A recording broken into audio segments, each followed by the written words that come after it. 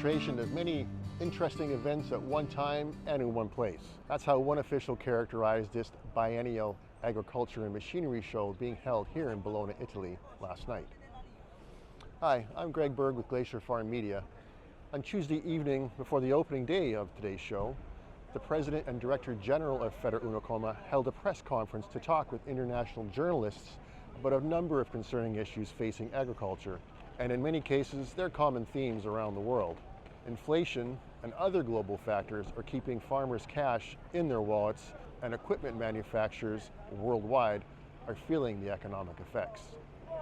Italy, host of this show, has not been immune from this downturn in equipment sales and is forecasting more than a 19% decline in its ag technologies market before the end of this year.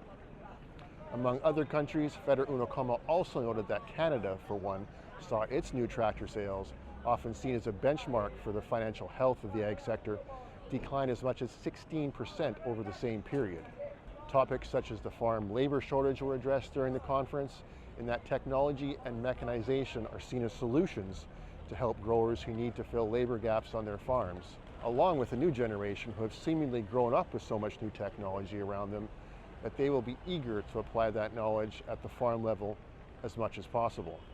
The decrease in global fruit production was also noted, and this is where the subject of climate change, along with increased weather instability, were addressed, and that the ag sector needs to produce and improve upon tools such as irrigation so that growers can get water to their crops during critical growing periods to help ensure they get them to market.